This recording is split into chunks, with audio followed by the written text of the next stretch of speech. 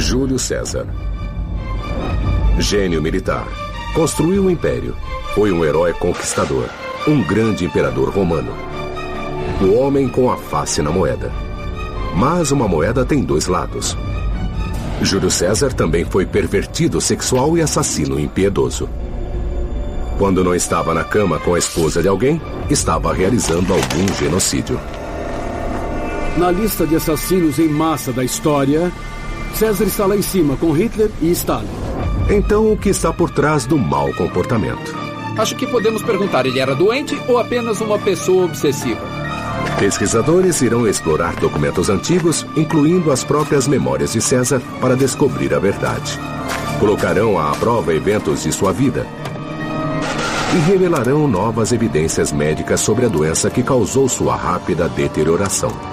Um psiquiatra forense irá dissecar a personalidade de César para expor seus demônios e ver como ele se compara a outros ícones do mau comportamento. Ícones do mau comportamento, César.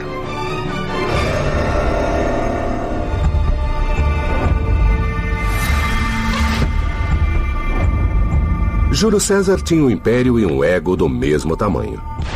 Ele se declarou o ditador de Roma por toda a vida. E seus aliados se tornaram inimigos. Não ajudou muito César dormir com as esposas de seus aliados, desfilar com uma grinalda de louros e uma toga púrpura. Ele até mudou o calendário para ter um novo mês, julho, em sua homenagem. Todos estavam fartos. Os aliados se amontoaram ao seu redor na Câmara do Senado e as adagas começaram a surgir. Até mesmo seu amigo Bruto estava ali. Em murmúrio, diziam que essas palavras foram proferidas enquanto as adagas mergulhavam em sua carne. Sic semper tyrannis. Isso é o que acontece aos tiranos. Para entendermos César melhor, o psiquiatra David Maló examinará seu comportamento e o posicionará em um psicográfico especial do mau comportamento, revelando como ele se compara a tiranos como Gengis Khan e Calígula. Eu vou examinar a vida de Júlio César para ver se ele foi um líder carismático, para ver se ele foi um insano ou se ele foi um psicopata. À primeira vista, a coisa não parece boa para César. Ele observou inerte 20.000 mulheres e crianças indefesas morrerem de fome.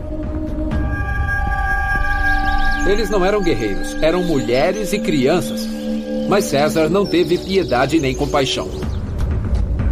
Ele deixou seus soldados assassinarem 40.000 gauleses após derrotá-los em batalha. Em sua guerra de conquista, ele matou ou escravizou 1/3 da população. Isso foi um ato de genocídio. Ele ordenou que as mãos de 2.000 gauleses fossem cortadas. E crucificou um bando de piratas. César estava enviando um sinal. Queria que as pessoas soubessem que ele era um cara mau e que não cruzassem seu caminho. Ninguém dizia não a César, menos ainda na cama. Quando o assunto era sexo, ele era um predador insaciável. Como sabemos de tudo isso? César nos contou em suas memórias. Outros incrementaram a história, incluindo historiadores romanos Suetônio e Plutarco, que viveram mais de 100 anos após a morte de César. Eles retratam um homem impiedoso e extremamente ambicioso. Para ter uma ideia do que formou o caráter de César, precisamos voltar à sua infância. Ele cresceu em Roma, o coração do Império Romano.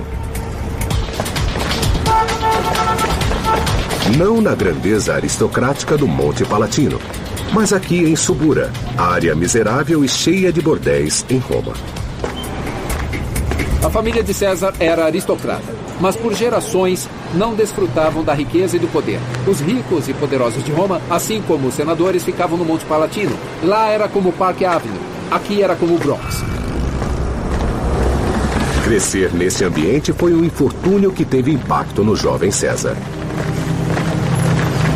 Júlio César conhecia muito bem o passado glorioso de sua família e sentia profundamente o abismo existente entre as circunstâncias presentes e o passado. Ele poderia ter ficado amargo, muito revoltado, mas em vez disso, ele decidiu galgar a escada política e social até o seu lugar, segundo a sua concepção. Mas com um objetivo desses nunca se alcança o suficiente. Mas como ele galgaria seu caminho literalmente até o topo do monte? O exército romano era o lugar perfeito para começar. César tinha fascínio pelo exército desde a infância. Um de seus heróis foi o general Sulla, que usou seu poderio militar para tomar o controle de Roma durante uma guerra civil. Era o poder na ponta da lança. César entrou no exército aos 20 anos e logo se destacou por bravura no campo de batalha na Grécia. Mas este não era o assunto na boca do povo. Há uma história que aparece em algumas fontes de que César tinha um relacionamento sexual com o rei de Bitínia, que ficava ao norte da Turquia. A viagem deveria ser a trabalho. César estava na Turquia para negociar navios de guerra com o rei Nicomedes para ajudar a causa romana. A conversa se estendeu por muito tempo. Dizem alguns que passou de navios de guerra para outros temas e possivelmente ocorreu no aposento real. As fofocas renderam a César o apelido de Rainha de Bitínia. No mundo romano, relações entre homens eram muito mais aceitáveis do que foram em sociedades posteriores. O que pesava era dizer que César era passivo na relação sexual com o rei. Um papel, na visão deles, muito parecido com o da mulher. A história assombrava César.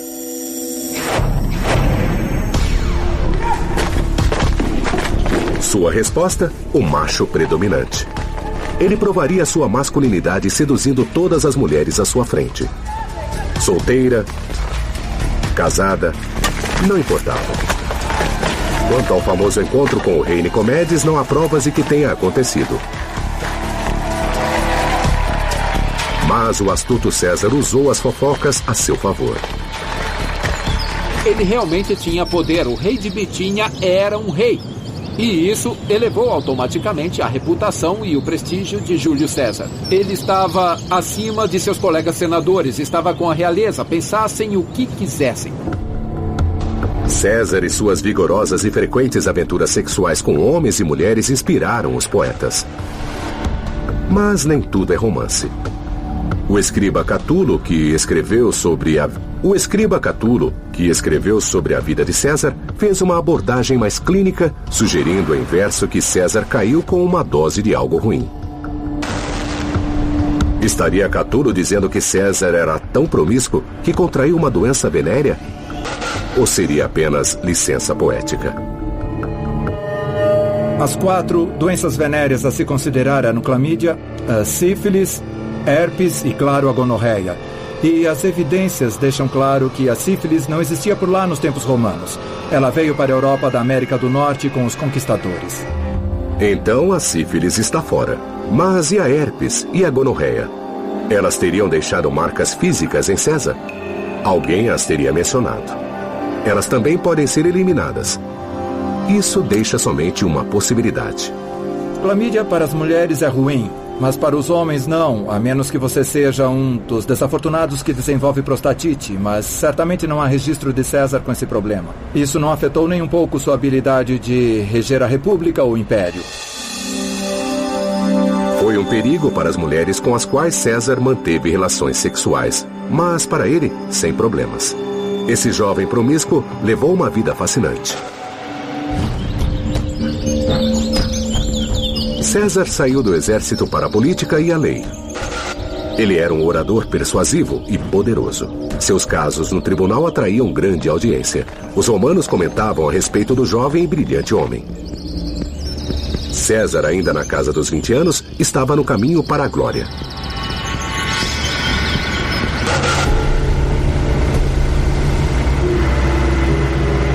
Em uma viagem à Grécia, ao ser capturado por piratas, ele demonstrou o quanto podia ser calculista e destemido. Na época, os piratas eram um grande problema para os romanos. Eles haviam infestado o Mediterrâneo. E César era outra pessoa capturada pelos piratas. Ao vê-lo, eles perceberam que César era uma pessoa de grande status, alguém que valia muito dinheiro. Então pediram um grande resgate, 20 talentos de prata. Em moeda atual, seria o equivalente a 130 mil dólares, o salário de uma vida inteira de um soldado de César. César sorriu e disse que valia muito mais do que isto, 50 talentos pelo menos.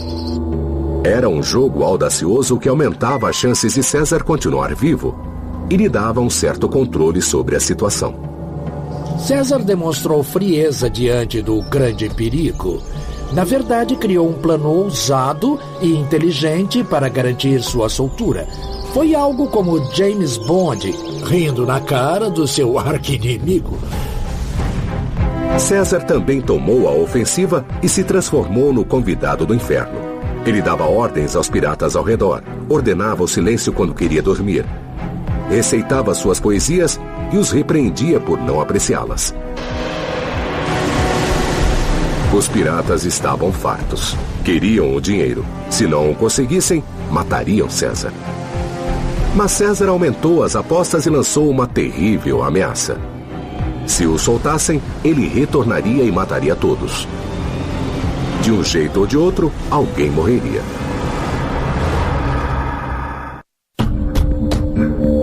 Júlio César, ainda na casa dos 20 anos, já era do tipo de cara carpe diem, aproveite o dia. Quando piratas gregos o capturaram e pediram resgate, César fez uma promessa. Ele escaparia para então retornar e crucificar todos eles. Os piratas riram. Quando o resgate foi pago, César foi solto. Ele reuniu uma pequena força naval e cumpriu sua ameaça. César crucificou os piratas. A morte mais dolorosa e lenta que existe. Mas antes, ordenou que suas gargantas fossem cortadas.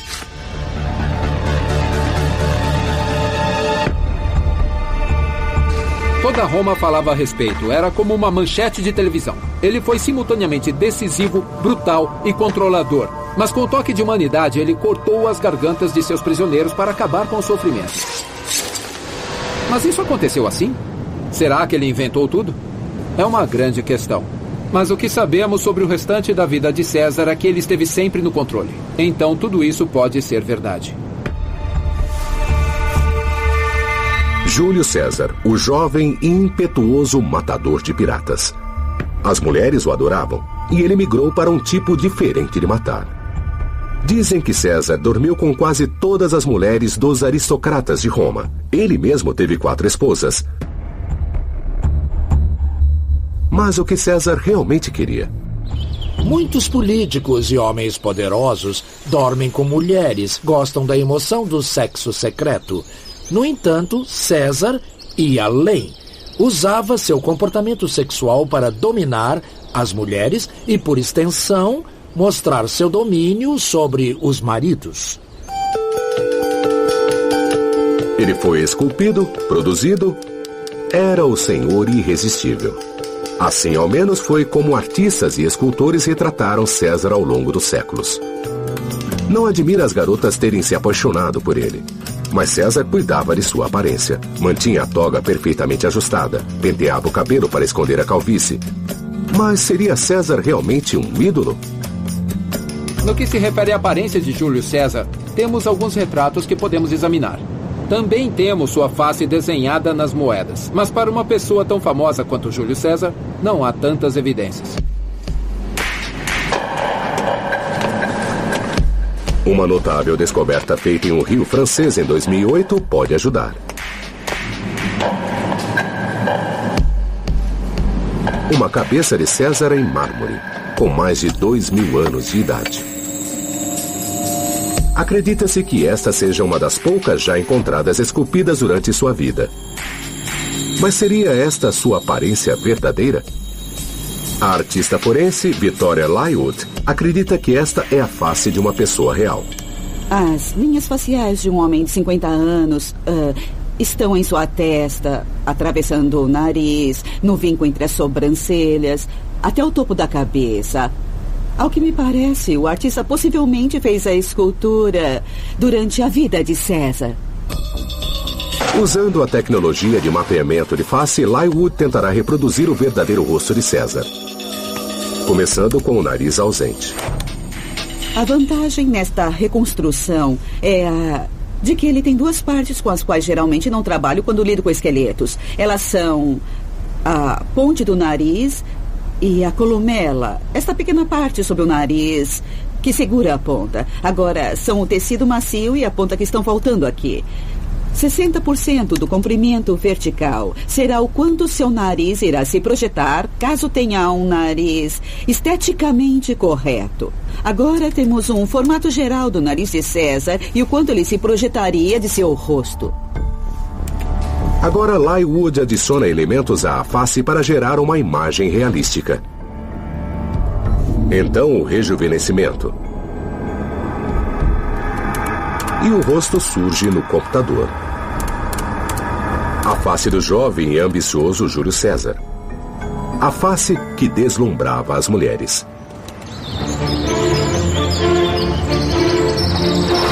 Nos anos seguintes, César sonhou alto.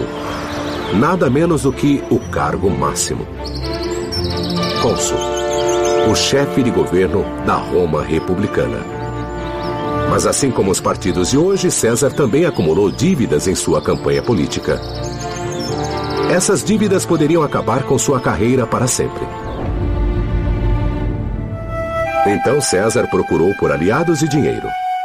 Sugeriu uma aliança com o poderoso Crasso e o herói militar Pompeu. Eles concordaram. Parecia não importar o fato de César ter dormido com suas esposas. Não se diz não a um homem com sede de poder.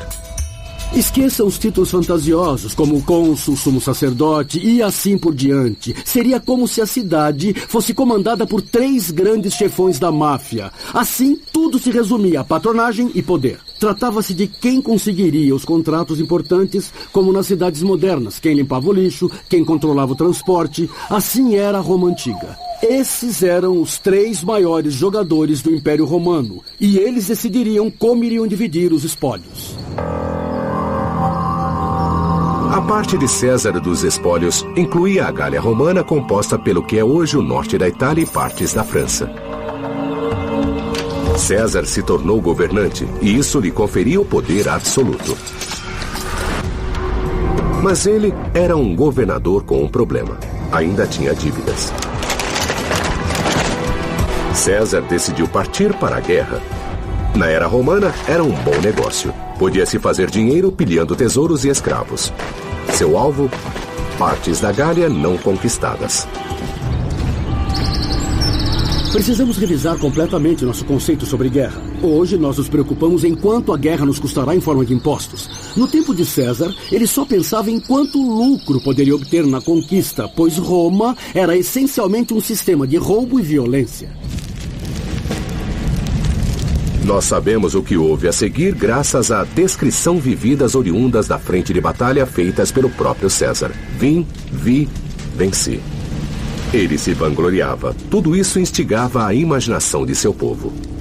César sabia exatamente que efeitos suas vitórias surtiriam em Roma. Essa era uma das razões pelas quais estava lutando. Se pensarmos no que ocorreu na Segunda Guerra Mundial, generais como MacArthur, Patton, o marechal britânico Montgomery... todos cultivaram boas relações com seus repórteres favoritos, pois queriam obter a melhor publicidade que pudessem. No caso de César foi o mesmo, mas ele foi seu próprio repórter. A atenção obsessiva aos detalhes revelou um elemento crucial da personalidade de César. Psicologicamente, ele precisava estar no controle da sua própria imagem. Não deixaria isso para outras pessoas. Ele seria a pessoa que decidiria quem Júlio César é. César levou seu grande ego para o campo de batalha e a Gália estremeceu. 100 quilômetros a oeste de Dijon ficava Bibracte, uma das fortalezas mais importantes da Gália, cenário de uma batalha sangrenta com a tribo Helvécia. O local onde estamos agora tem 760 metros de altitude. É o ponto mais alto em 240 quilômetros e domina completamente a paisagem ao redor. Então, era absolutamente crucial para os gauleses manter este ponto, mas era igualmente crucial para o César tentar tomá-lo. Houve uma grande disputa aqui, uma grande batalha entre os dois lados. Evidências encontradas mostram a ferocidade do conflito travado. Crânios com marcas de espada. César, escrevendo sobre a batalha ocorrida, afirmou que os helvétios foram a mais valente de todas as tribos gaulesas. Os arqueólogos descobriram evidências que revelam como César utilizava as mais terríveis armas do vasto arsenal romano, visando infligir o máximo de destruição e morte.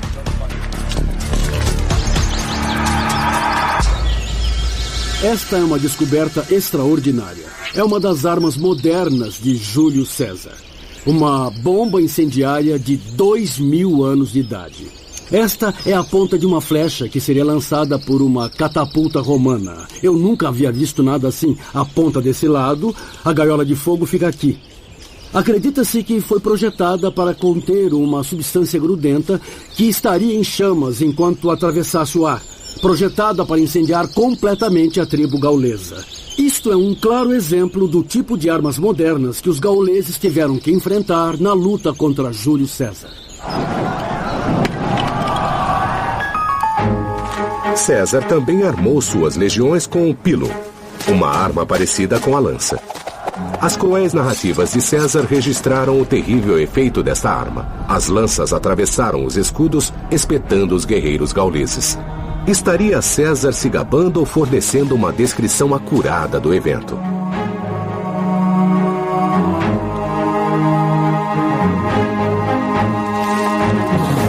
O pilum é uma arma romana singular. Foi especificamente projetada para o exército. Foi projetada para matar o inimigo. Foi projetada para ser lançada a uma distância bem curta na direção de um grupo de inimigos. John Serrat irá testar as declarações de César para ver a eficiência desta arma contra os escudos gauleses. Este é o nosso projeto de um escudo gaulês. Não é uma réplica exata, eliminamos as saliências. Também não tem o formato exato do escudo. Mas sabemos que utilizavam madeira pesada, então temos 3 plataformas. Essa aqui mede 1,30 m. É de madeira de carvalho e coberta com couro tratado. O que faremos é lançar o pilum no alvo para poder testar o seu poder de penetração. E no papel de legionário romano de hoje está Mark Harper, competidor internacional de lançamento de dardo.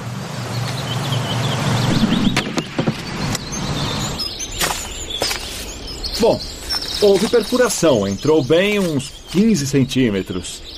O peso que agora está no escudo é enorme. Mesmo que a lança não atravessasse e matasse o inimigo, tornaria o escudo inútil. O soldado teria baixado o escudo e exposto seu flanco esquerdo inteiro aos legionários romanos à sua frente. O veredicto: contra uma arma destas, os gauleses não tiveram chance alguma. Bom, Júlio César era mestre da autopromoção e propaganda. Em muitas das coisas que disse, ele exagerou. Mas aqui, ele não mentiu. Não há dúvidas de que o gaulês por trás desse escudo iria morrer. Então, César estava certo. O pilum destruiu as frentes gaulesas.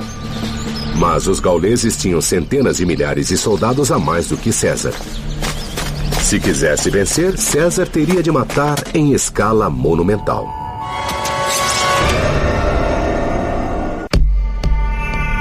Júlio César estava em uma missão para se tornar um herói em Roma, com 240 quilômetros ao sul da atual Paris. Os soldados gauleses esperavam atrás de muros fortificados. César cercou a cidade por 25 dias. Quando finalmente derrubou os muros, aniquilou os enfraquecidos inimigos. Então o verdadeiro massacre começou. Os legionários de César assassinaram 39 mil homens, mulheres e crianças. 800 foram poupados para levar uma lúgubre mensagem aos outros gauleses: resistir é inútil.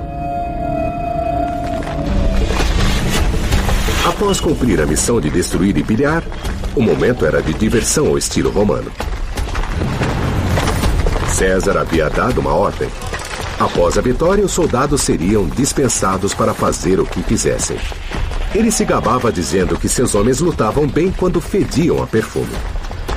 Fazer sexo com prisioneiras, mulheres, prostitutas que seguiam o exército romano era parte do jogo. Todo romano fazia isso. Mas o pior ainda estava por vir. César finalmente revelaria a verdadeira extensão de sua crueldade no clímax da guerra na Gália, em um campo de batalha 200 quilômetros a leste de Avaricum. Esta grande colina já foi Alésia, um forte. Aqui, César enfrentou um exército de 80 mil homens liderado pelo comandante mais bem-sucedido da Gália, Vercingetorix. Vercingetorix recuou com seus 80 mil homens para uma imensa fortificação natural. Era parecida como esta rocha, se puder imaginá-la, com quase 2 quilômetros de diâmetro, mas com faces íngremes como esta aqui, tornando-a o tipo de fortificação que não poderia ser tomada com um ataque relâmpago. Então, o que César fez? Ele construiu um grande muro no lado externo, com 16 quilômetros de extensão, altamente fortificado, para manter os 80 mil gauleses presos dentro dela até que a fome os levasse à rendição. Era o cerco da morte. Vercingetorix havia infligido grandes perdas ao exército de César naquele ano. Era a hora da revanche. Mas cavaleiros gauleses conseguiram atravessar a fortificação. O reforço inimigo era questão de tempo. Então César criou outra barricada, desta vez ao redor de seus próprios homens. Ela ficou pronta na hora exata. 250 mil homens apareceram para apoiar os gauleses. À medida que as semanas passavam, os gauleses presos no forte morriam de fome. Desesperado, Vercingetorix permitiu que 20 mil mulheres e crianças deixassem o forte, acreditando que César os deixaria passar. Mas não foi assim. Milhares de pessoas, velhos, mulheres e crianças, inúteis em termos de guerra, foram soltas sobre esta terra de ninguém. A eles foi negado qualquer tipo de ajuda por César. Então, simplesmente morreram de fome. No que diz respeito a César, ele nem contou as vítimas. Era apenas um dano colateral. Os combatentes gauleses olhavam impotentes suas esposas e filhos perecerem gradualmente. Seria isso o ato de um psicopata? Ou parte de uma boa estratégia? Esse foi um ato extremamente impiedoso. No entanto, naquele momento, César calculou que os fins justificariam os meios. O cerco a Alésia terminou com uma batalha final campal. Vercingetorix e 60 mil gauleses saíram do forte em direção a um ponto fraco nas linhas romanas.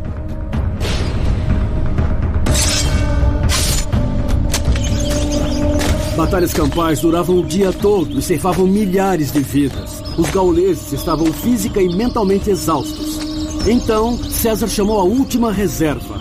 Ele narra que liderou a última tropa em ação pessoalmente, usando um manto escarlate para ser reconhecido. O exército gaulês foi esmagado como um inseto e a guerra acabou. César escreveu que seus homens não estivessem tão exaustos da batalha. Nenhum gaulês teria sido poupado. César avançou. Mas a Batalha de Alésia foi a última resistência organizada pelos exércitos gauleses. Vercingetorix foi mantido cativo por 5 anos e então levado a Roma. Ele foi exibido nas ruas acorrentado. No auge do desfile, foi estrangulado. Ninguém pode negar que César era um gênio militar. A conquista da Gália foi uma das maiores campanhas militares da história. Mas veio a um custo enorme no que tange ao sofrimento humano.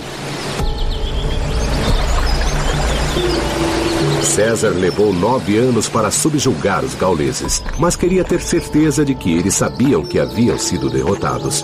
2.000 rebeldes capturados levariam esta mensagem. César ordenou que as 2 mãos de cada rebelde fossem cortadas.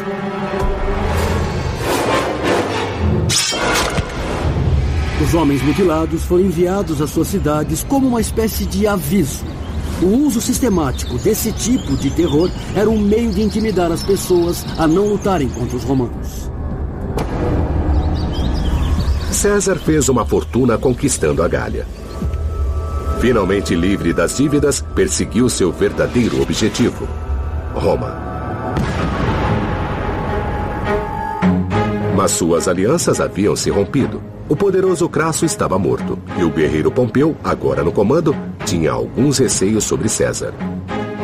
Seus oponentes políticos o acusaram de crimes de guerra. Se César colocasse os pés em Roma, seria processado. E pior, o conquistador em breve se sentiria conquistado, tendo desmaios e convulsões. Agora os pesquisadores poderão finalmente identificar a doença misteriosa que debilitou o homem mais poderoso do planeta.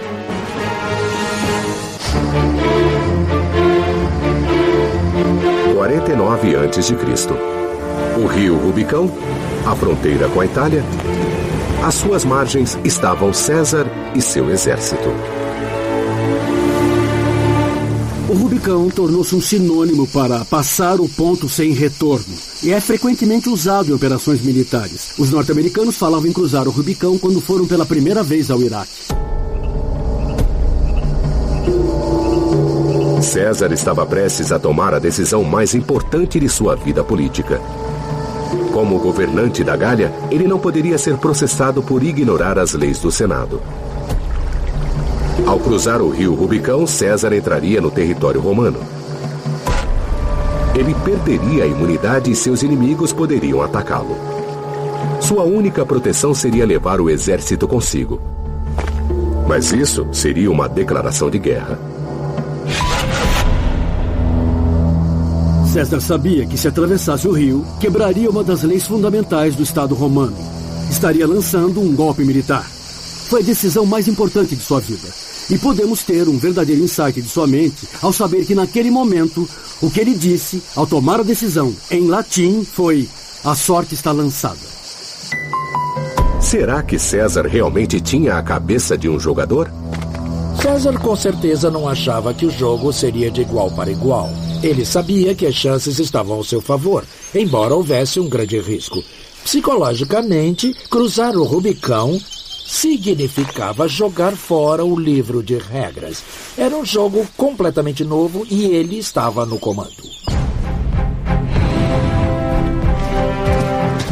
César, de 50 anos, cruzou o Rubicão com seu exército e marchou em direção a Roma.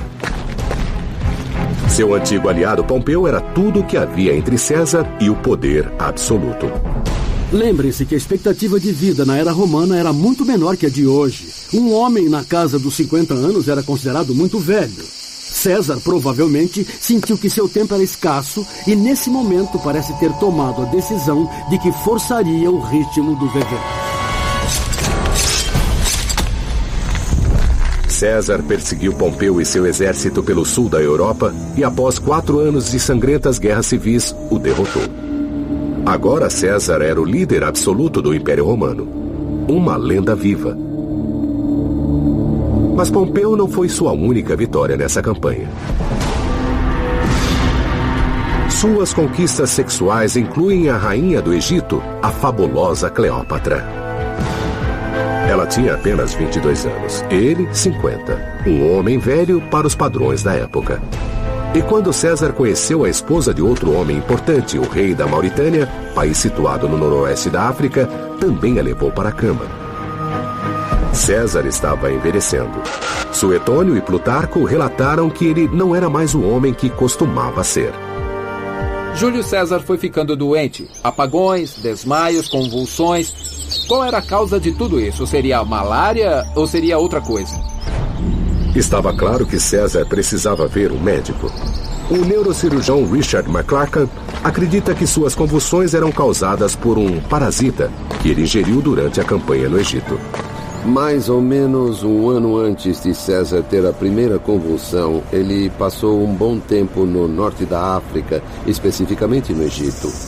E nós sabemos que a cisticercose, que é basicamente uma fase da tênia do porco, era endêmica no Egito na época, pois vimos evidência disso nas múmias egípcias. Parasitas, os efeitos são devastadores.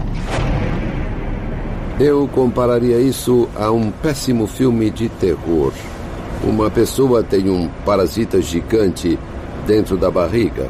Esse parasita produz ovos, resultando em pequenos parasitas que migram para o cérebro, onde produzem cistos. Esses cistos viram parasitas que provocam as convulsões. Vermes comendo o cérebro, causando ataques. Na época dos romanos, não havia cura para isso. Pela primeira vez, César estava realmente indefeso. Foi devastador. Psicologicamente, o efeito da epilepsia mostrou para César que ele não estava mais no controle, que não era mais invencível e que, na verdade, era um mortal como qualquer outro. Com o tempo se esgotando, César tentou consolidar sua posição, intitulando-se Ditador Vitalício. Mas nem isso foi o suficiente. Ele queria ser rei. Um momento crucial ocorrido bem aqui no coração de Roma é que Júlio César estava sobre a rostra e a população na praça à sua frente. E Marco Antônio se aproximou da rostra e foi até Júlio César e lhe ofereceu a coroa. As pessoas se perguntavam o que ia acontecer. César a recusou. Houve comemoração. Marco Antônio insiste e novamente lhe dá a coroa. César a recusa novamente. A população entra em êxtase e estava perplexa.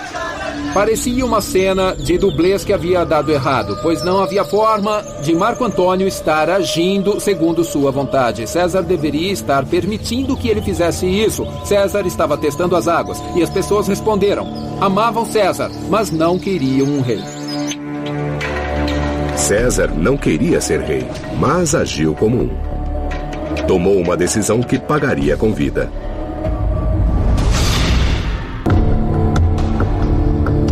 Júlio César, 56 anos de idade.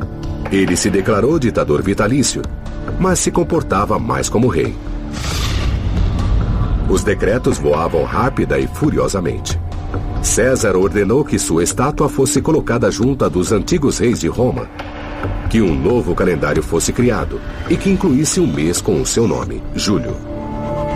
E que uma moeda fosse cunhada com a sua face enfeitada com uma coroa de louros. César estava ficando grande demais para sua toga. Para nós, ver um governante em uma moeda não é grande coisa. Mas para um romano antigo, isso era incrível. Isso quebrou todas as regras, pois ao longo da história de Roma, nunca houve uma pessoa viva homenageada em uma moeda. Júlio César fez isso. E o que ele quis mostrar à população foi muito forte. Ele disse, eu não sou apenas um líder, eu sou o imperador. Ele estava muito próximo de dizer, eu sou um rei. Os romanos não gostavam de reis, não confiavam neles e não queriam ter nada a ver com eles. Já era assim havia 400 anos. Por isso era uma república.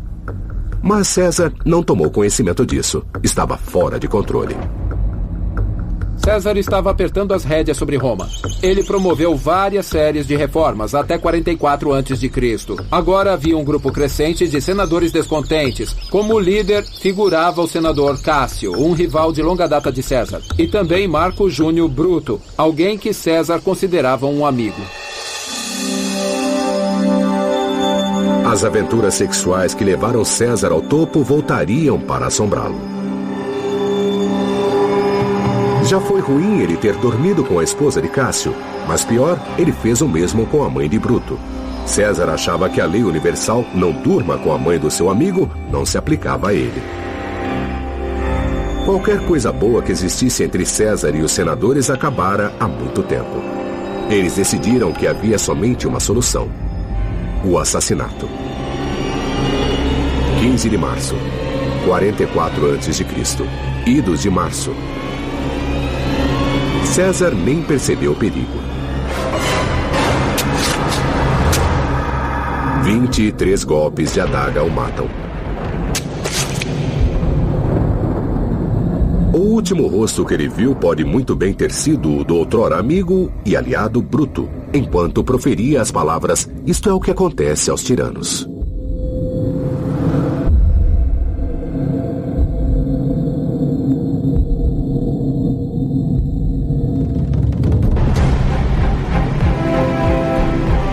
César, o aristocrata nascido nas ruas pobres de Roma. Saiu da miséria para se tornar o líder mais poderoso do mundo conhecido. Suas campanhas militares infligiram enormes baixas. Quase 20% da população inteira da Gália. O equivalente a 50 milhões de cidadãos norte-americanos hoje. Onde as ações desse ícone do mau comportamento colocam na escala de tiranos psicopatas. César não tinha nenhuma sede de sangue. Ele não matava só por matar. A violência foi direcionada para a construção de um império com César no centro. Então ele não matava por impulsos psicóticos, como por exemplo Calígula. César está na outra ponta da escala, um impiedoso assassino movido por um objetivo. Este é um aspecto de sua personalidade. Há outro a se considerar. Uma segunda dimensão da personalidade de César é a que chamaríamos de domínio sexual. Sexo não era só por prazer, mas para dominar o mundo ao seu redor. Tratava-se de poder e controle. Na escala de domínio sexual, César pontua muito alto. Este é o perfil psicológico de Júlio César. Mas quem na história tem características similares? Acho que Júlio César foi mais como Gengis Khan. Ambos vieram de linhagem nobre que caíram em tempos difíceis. Ambos desenvolveram uma visão do império, juntamente com o exército e a violência física para torná-lo real. E ao longo do caminho dormiram com todas as mulheres que puderam. Mas os assassinos subestimaram a reação da população. As vitórias nos campos de batalha trouxeram glória a Roma. A população amava César por isso e não o consideravam um tirano. Para homenageá-lo, construíram uma pira funerária e cremaram seu corpo. Então voltaram sua ira contra os conspiradores que mataram seu herói conquistador. Os assassinos fugiram da cidade para se salvar. César queria ser rei. Agora, o Senado fez dele mais do que isso, muito mais. Uma estátua de César foi colocada no Panteão, um templo dedicado aos deuses romanos. E morto, César se tornou um deus. A primeira pessoa a receber esta honra desde Rômulo, o fundador de Roma, 700 anos antes.